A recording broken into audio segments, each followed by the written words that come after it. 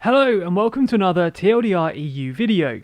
With Brexit negotiations continuing along between the EU and the UK, we thought that it might be time to take a step back and take a look at EU negotiations, past, present and future. Specifically taking a look at where negotiations have failed in the past, where they've been successful and where they're still ongoing, all the while analysing what the EU really wants. So in this video, the first in the series, we'll take a look at what the Transatlantic Trade and Investment Partnership was meant to be, and what the flare points became, and why negotiations ultimately stalled. If you like this video and want to see more from us, including the rest of this series, then be sure to subscribe and hit the bell icon to be notified whenever we post. Also, if you think you're already subscribed, just double check for me quickly that you're subscribed to this channel, TLDR EU, as a whole bunch of you haven't made the leap over just yet. Oh, also, sorry, one more thing. If you're more interested in the US side of this than the EU, then we have a channel for that too. Sorry, I'll shut up now. Thanks so much for your support. First things first, what was the Transatlantic Trade and Investment Partnership meant to be? Heralded by some as the most ambitious free trade agreement in history, the partnership was meant to be a comprehensive agreement between the European Union and the United States of America, who together encompass 45% of global output and are two of the largest political and economic players on the global stage. The focus was on a single undertaking, a single agreement negotiated at the same time on three main areas: market access, i.e. market liberalisation, regulatory issues, and non-tariff barriers, as well as the rules that applied to these areas. Before negotiations began, traditional barriers like tariffs between the US and EU were already relatively low. So therefore, there was a focus on reducing other frictions which made trade harder, ranging from scrapping duplicate regulations to reducing binational procurement policies and getting rid of technical barriers to trade. Towards the very beginning of the negotiations, on the 21st of October 2014, the UK, along with 13 other EU member states, wrote to the EU Commissioner Designate for Trade, pushing for an ambitious and comprehensive trade agreement, with the signatories saying, "If we are to unlock the full potential of a TTIP deal, it must be comprehensive and ambitious. Europe needs to think big and demonstrate clear leadership if we are to generate the growth we badly need, and if we are to keep our place on the world stage." And this certainly was a big deal. A report by the Centre for Economic Policy Research concluded that an agreement between the two parties would lead to positive and significant gains, with GDP estimated to increase by 68 to 119 billion euros for the EU and 50 to 95 billion euros for the US, translating, in the best case scenario, into an extra €545 in disposable income each year for a family of four in the EU on average, and €655 per family in the US. All the while, this deal was not expected to negatively impact the rest of the world, with the reporting estimate that liberalisation would lead to a global income increasing in the region of €100 billion. A separate report, again by the Centre for Economic Policy Research, this time focusing on the UK, put a potential TTIP at yielding an increase in UK national income of between £4 billion and £10 billion annually. So, with so much benefit potentially at stake, why did negotiations very quickly stall and eventually break down completely? The answer comes down to controversy and the impending change in the US presidency. A number of particular stumbling blocks very quickly ballooned, making a deal harder and harder as the public slowly learned more and more, ranging from the power of businesses to sue governments, the protection of food standards, and government procurement. The power to sue governments comes down to Investor-State Dispute Settlement, ISDS. ISDS clauses are far from new developments. They have formed part of over 3,000 international agreements since the 1950s. ISDS clauses allow foreign investors and companies to turn to private arbitration panels and tribunals if they feel that they've been unjustly treated in the countries they operate in, and are crucially unlikely to get a fair hearing in domestic courts. That is to say, allowing companies to sue governments themselves outside of domestic courts.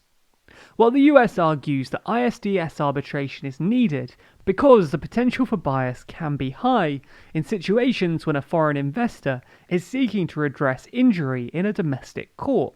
Others believe that ISDS work to support corporations over national and domestic interests, citing the case of Philip Morris and the Australian government. In 2011, Australia brought in quite stringent legislation when it comes to tobacco packaging. As is the case now in the UK, manufacturers were required to remove bright packaging and rather sell tobacco in standard, plain, dull pack, with a variety of health warnings on the side of the package. Tobacco companies, including Philip Morris, who advertise themselves as a leading international tobacco company with a diverse workforce of over 73,500 people who hail from every corner of the globe, quickly tried to get the measures overturned in domestic Australian courts, a tactic which failed. The Asian branch of the business, Philip Morris Asia, subsequently unearthed an ISDS clause in a 1993 trade agreement between Hong Kong and Australia. Using that clause, a case was brought to the Permanent Court of Arbitration in 2012. For many years, the case was in the balance, and it looked like this loophole might work. That was until 2017, when the multi-year case ended, with Philip Morris Asia ultimately losing the case. Regardless, there was particular concern about ISDS clauses being used in a similar vein against the NHS and other government entities across the EU. Michael Balscher QC, former chair of the Bar Council's EU Law Committee, concluded that the deal poses a real and serious risk to the future of UK government decision-making regarding the NHS, and the solution to the problems that TTIP poses to the NHS is for the NHS to be completely excluded from the agreement. Although the UK and EU were quickly at pains to stress that the NHS was not on the table in any way, and that ISDS clauses weren't as powerful as many made them out to be. In a leaflet by the Department for Business, Innovation and Skills, the government stressed that TTIP will not change the way that the NHS or other public services are run. The European Commission is following our approach that it must always be for the UK to decide for itself whether or not to open up our public services to competition. The ISDS provisions being discussed cannot overturn laws. With another department spokesman again stressing that the NHS is under no threat whatsoever, and that trade agreements can't force the UK to privatise public services, or prevent them from regulating in the public interest, and that any suggestion to the contrary is both irresponsible and false. When it comes to food standards, the now infamous chlorinated chicken argument gained traction, as well as European rules of origin. Under EU rules of origin, the names of certain items are protected. Champagne, for example, must come from the Champagne region of France, or feta cheese, which must come from Greece. These protected labels have no status in US law, so it's believed that many protected goods would come under attack, with one article going as far to say that Germans fret about Kentucky Fried Bratwurst under TTIP. On the issue of government procurement, the partnership was meant to facilitate fair and open access to government contracts, reversing binational procurement policies at the sub-federal level, where foreign firms are often barred from bidding on state or federal contracts. The problem is that this was seen as difficult to achieve. Leaked documents from the negotiation then continued to expose further issues. In a leak obtained by The Guardian, it was understood that the EU was proposing a rollback of mandatory energy-saving schemes, in effect sabotaging its own long-term climate policies. Protesters then began to take to the streets, fearing that an agreement would undermine established labour and environmental standards, with Jennifer Morgan, Executive Director of Greenpeace International, saying that TTIP threatens environmental and consumer protection for millions of people in Europe and North America. These agreements will weaken food safety laws, environmental legislation, banking regulations, and undermine the sovereign powers of nations. So, because of this, and many other reasons, Europe slowly but surely began to withdraw its support.